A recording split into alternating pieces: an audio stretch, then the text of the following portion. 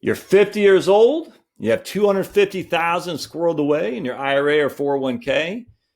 You're going to work another 10 years. What does your retirement plan look like? That's what we're going to talk about here today at the Heritage Wealth Planning YouTube channel. I'm going to show you the nuts and bolts of a retirement plan for a 50-year-old person. We'll just say they're single, and how it can really be a lot more painful from a tax perspective than you might be aware. And I'm going to follow this one up with a video on the net investment income tax. And again, how that could affect you drastically, even though you don't think you're all that in a bag of chips. You're like, I'm just a guy working, making $75,000 a year. None of these tax stuff should affect me. Ooh, how wrong you are. So let's dive right into it. As always, if you like what you see, don't forget to subscribe. Look at that brainwashing. Subscribe. Then comment and thumbs up always help as well, the YouTube algorithm. So let's dive right into this. So I thought it'd be interesting. Take someone who's 50 years old. They've squirreled away $250,000 in an IRA or 401k. They're going to work another 10 years, and then they're going to hang up their boots. And they're like, hey, Josh, this is a theoretical situation, but some that might affect a lot of you guys out there. What am I looking like? How will things shake out? And so what we'll do is at 60, then we're going to stop working, and then we'll figure something out. But I just want to show you how big it can be, how big your retirement liquid net worth can get if without doing much, frankly. It's nuts, actually. And then, of course, the larger it gets, the more taxes you have to pay. So let's go to my trusty spreadsheet here. And I also got my trusty VA 12 plus by Texas Instruments. So basically what's happening, we're $250,000 at 50 years old.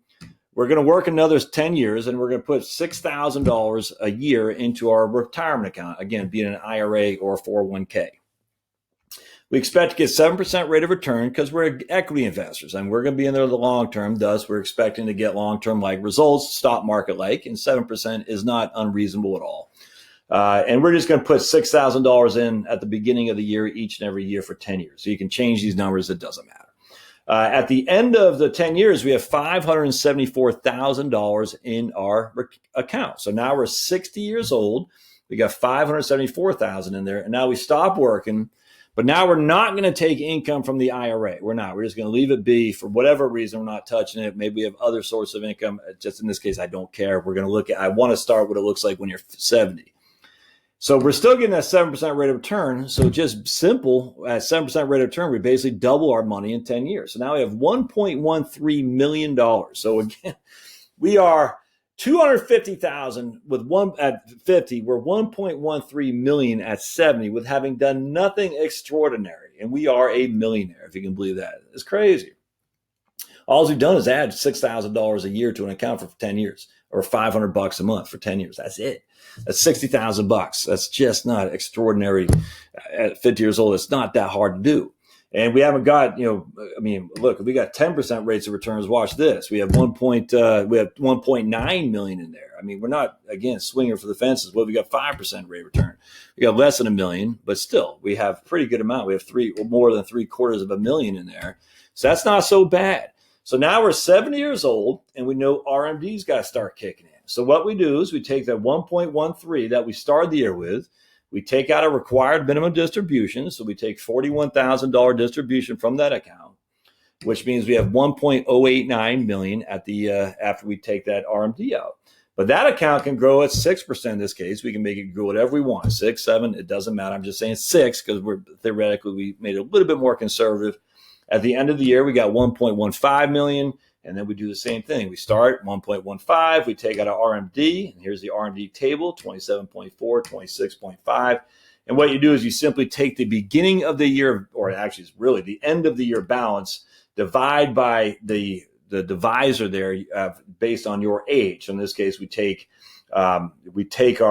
that right there, our end of the year balance, which is also coincides with the beginning of the year, divide by 26.5, that gives us our $43,000 required minimum distribution. To subtract that number from the beginning of the year balance, that gives us the starting after the RMD balance. You times that by 1.06, our rate of return. And we keep doing this, and we keep going down, just doing every single year. Now we're, 80 years old. Now we're 82 years old. We got 1.306 million in our account, and we've taken significant amount of money off there. And again, we only get 6% rate of return. That's not extraordinarily high. So now we have an RMD of $76,000. And finally, our RMDs are making our account value drop. Before that, we had 1.293, 1.3, 1.305, 1.306. Now, finally, we're going down the precipice. We're looking down at the bottom of the mountain here. And slowly but surely, we're going down the mountain. So 76,000 is our RMD. All right. So 76,000 is our required distribution. So we come over here and we're just saying, hey, at what year was that? That was 12 years out. So we're going now 12 years. We started Social Security at $30,000. Okay. So we have Social Security and we adjusted it each and every year at 1.026. We're going to do that for 12 years because we have our Social Security benefits growing at 2.6% as well. So we got we got 30,000, 31,000. We got 1 year, 2 years, 3 years, 4 years, 5 years, 6 years, 7 years, 8 years, 9 years, 10 years, 11 years, 12 years. All right. So we have $40,822 of Social Security. Plus we have our RMD, what did I say? 70, I think we actually right here, 76,380. So we actually have 41,000 Social Security, 76,000 of our RMD. Our total income is 100 is these two guys right here. So our total income is that. That's our RMDs plus this. All right. That's our total income, $118,000. Again, you are 50 years old and just started with $250,000. You did nothing extraordinary at all. Now, of that, that's our total income. 118. Let's get rid of that. All right. So, but our provisional income in terms of how much our Social Security is taxed is only $97,000. So the thing that jumps out at to me though is how do we figure out what happens here? Because at this stage, we have a lot of income that we have to declare as taxable income. And I'm just telling you right now, what's going to happen is 85% of your Social Security. So we're going to have 85% of 41,883. So we take our trusty calculator, 41,883 plus our RMD, 76,380. We're going to have 118. I should have just done it like that. Oh, no, I'm sorry. We got to take. So let's do that. There's a method to my madness here. So let's do this. We're going to do equals this times 0.85. All right. And then we're going to do equals this right here. And we're going to add these two guys up. Equals that plus that. All right, so we have $111,000 of adjusted gross income because 35% of our Social Security, 85% of our Social Security is subject to income tax, and the entirety of our RMD is subject to income tax. Our AGI is $111,000. Now, if we take our trusty old Medicare premium thing here, and if I can find it in my files of all these different papers I have here, and I probably can't. I was cleaning out the other day, and I don't know where it is because I was doing all this cleaning on Medicare stuff. Yeah, I'll have to find it later. But anyway, I don't know if it's on this. My man Jim Lang, he put his premium on Medicare. Yeah, I don't see it. Doesn't matter. At the end of the day, we are going to have higher Medicare Part B and Part D premiums simply. It's right here.